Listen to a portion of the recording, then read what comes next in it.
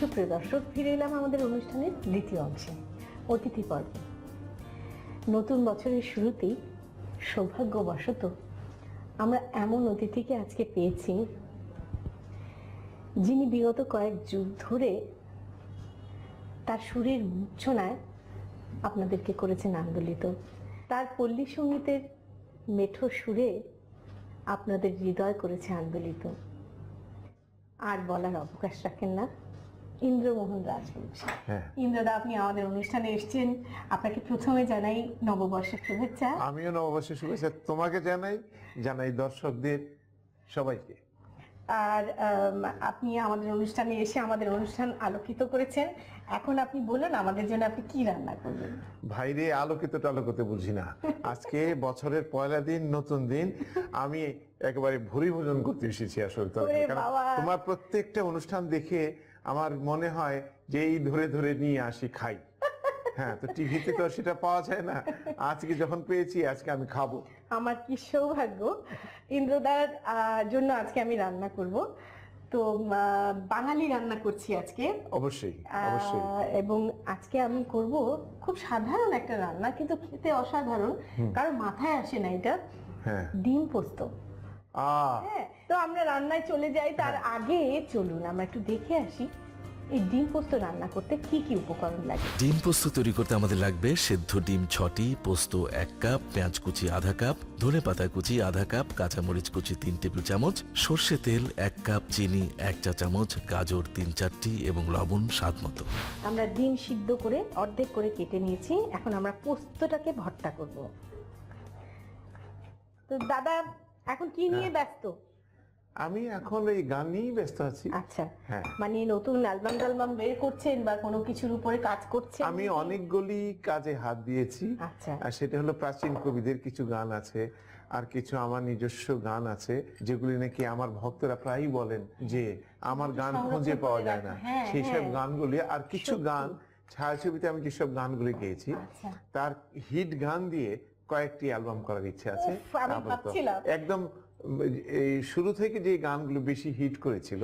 সত্যি বলতে কি দাদা, আজকাল তো সেই পুরনো ছায়াছবির গান আর শোনা হয়ে ওঠে না, সেই জন্য আমরা খুব মিস করি। কিন্তু জানেন, মানে রাস্তায় বসে রেডিওতে যখন ট্রাফিক জ্যামে বসে রেডিওতে যে গান শুনছি, সব তো নতুন যুগের গান অথবা ভিনদেশি গান। কিন্তু আমাদের বাংলা সিনেমার পুরনো গানগুলো আমরা সত্যি মিস করি। এটা সত্যি আমাদের নতুন বছরের একটা সুসংবাদ। না, এটা সুন্দর একটা সংবাদ দিলাম। এটা আমারও সুযোগ হলো তোমার অনুষ্ঠানের জানিয়ে দেওয়া সবাইকে। হ্যাঁ, সেই সাথে দিব পর্যাপ্ত পরিমাণে সরষের তেল। এটাকে আমি হাত দিয়ে মাখবো, কারণ ভর্তা টাইপের জিনিস হাত দিয়ে না মাখলে ওই মায়েদের হাতের কাছে আর কিছু নেই। আমরা সবসময় দেখেছি এটা, ওই হাতের মধ্যেই যত মায়া। হ্যাঁ, এটা খুব সুন্দর বলেছো, মায়েদের হাতেই মায়া। খুবই সাধারণ একটা রেসিপি, কিন্তু আপনারা বাড়িতে করে দেখবেন এটা কি অসাধারণ খেতে। এইরকম একটা আইটেম থাকলে আর ডাল হলেই বাস হয়ে যায় খাওয়া, আর কিচ্ছু লাগে না। দাদা রান্না বান্না করেন কি? কখনো সুযোগ হয়েছে? ওটা সম্ভব হয়নি খুব একটা। তাহলে বলবো আপনার সৌভাগ্য, কেউ না কেউ আপনার জন্য রান্না করে দেওয়ার জন্য থাকে। হ্যাঁ, আমার ওয়াইফ মানে আমার স্ত্রী, উনি সবসময়ই রান্না করতে ভালোবাসেন এবং তার হাতে রান্না খেয়ে আমি সবসময় চলি। কাজেই আপনার সুযোগই হয় না? না, আমার তেমন সুযোগই হয় না। কখনো কখনো তার কাছে গেলে উনি ডাবরে বের করে দেন। হ্যাঁ, যে এটা তোমার ডিপার্টমেন্ট না, এটা আমার ডিপার্টমেন্ট। এখন শুধু একটু অতিরঞ্জন, একটু গাজর দিয়ে সাজিয়ে দিই। বাহ,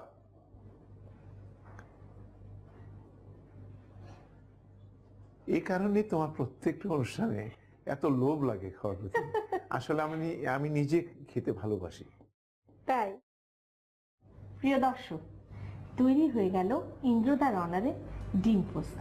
আপনাদের সবার সুবিধার জন্য চলুন এটা প্রণালীটা আর একবার দেখে আসি। প্রথম একটি বাটিতে পোস্ত, পেঁয়াজ কুচি, ধনেপাতা কুচি, কাঁচামরিচ কুচি, লবণ, চিনি ও সর্ষে তেল দিয়ে একসাথে ভালো করে মেখে নিন।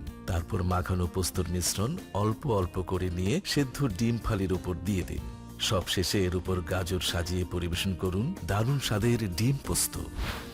প্রিয় দর্শক, রান্না বান্নার পালা শেষ, এখন চেখে দেখার পালা। তো দাদা, আপনি আসার আগে আমি শুটকি পোলাও করেছি। নববর্ষ তো একটু বাঙালি খাওয়া করি ভাবলাম। অবশ্যই অবশ্যই। তো শুটকি খান তো আপনি? ভীষণ রকম খান।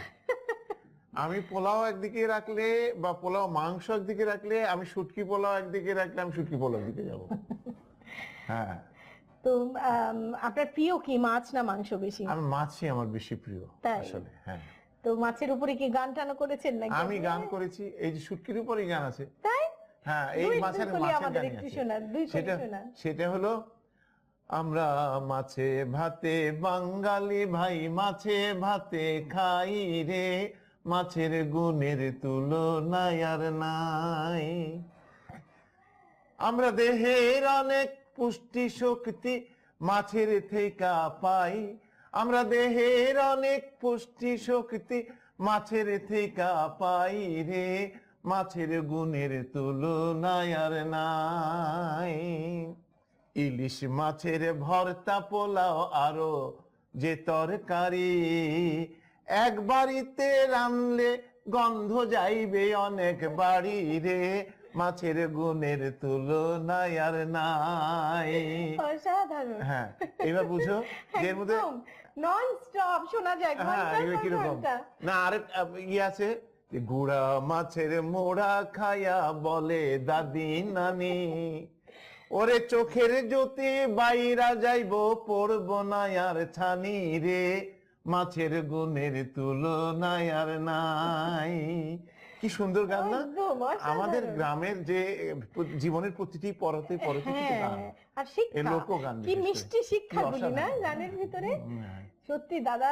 আচ্ছা, এখন আপনাকে আমি একটু পরিবেশন করি, আপনি একটু খান। একটু না, একটু ভালো করে পরিবেশন করো।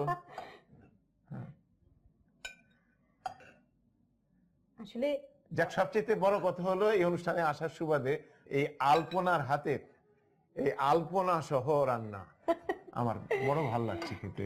মানে দেখি, এটা হচ্ছে ডিম পোস্ত। তুমিও নাও, আমিও একটু নিই। হ্যাঁ, এটা কেমন লাগে। এবং আজকে আমরা হাত দিয়ে ভাত খাবো। হ্যাঁ, আমি দর্শকদের উদ্দেশ্য বলবো যে শুধু পয়লা বৈশাখ বলে নয়, সারা বছর আপনারা এই দেশীয় খাবারগুলো মাঝে মধ্যে তৈরি করে আপনাদের ভবিষ্যৎ বংশধরদেরকে নিজের কৃষ্টি সম্পর্কে আগ্রহী করে তুলুন। সংস্কৃতি মানে কিন্তু জীবন আচারের প্রতিফল। হ্যাঁ, আমরা জীবনের যতগুলি আচার আচরণ করে থাকি, খাওয়া দাওয়া চলাফেরা সবকিছুই কিন্তু সংস্কৃতির পর্যায়ে। তো দাদা, খাওয়ার যোগ্য হয়েছে? খুবই চমৎকার। আমি কি করে দর্শকদের সামনে এই কথাটা বলি, কারণ বিষয় হলো যে আমার মনে হয় পুরাটাই আমি উঠিয়ে দিতে পারবো। তো দাদা, আপনি কষ্ট করে সময় করে আমাদের এখানে এসেছেন, আপনাকে অনেক অনেক ধন্যবাদ। আমি শুধু ধন্যবাদ জানাবো না, একটু বেশি করে ধন্যবাদ জানাবো। যে ধন্যবাদ না, শুধু আমি বলবো যে আমি এখানে আসতে পেরে আমি অত্যন্ত আনন্দিত এবং কৃতজ্ঞ এবং ধন্য। এই কারণে যে পাশে তোমার হাতের রান্না দেখি শুধু খাইতে পারি না, ওইটা খেতে পারলাম।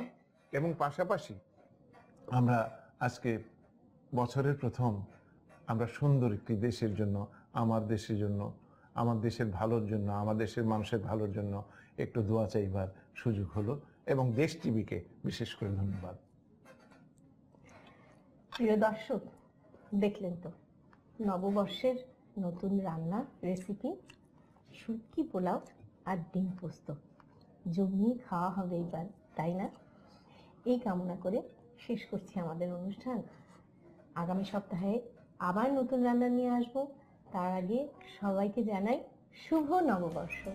শুভ নববর্ষ। সবাই ভালো থাকুন।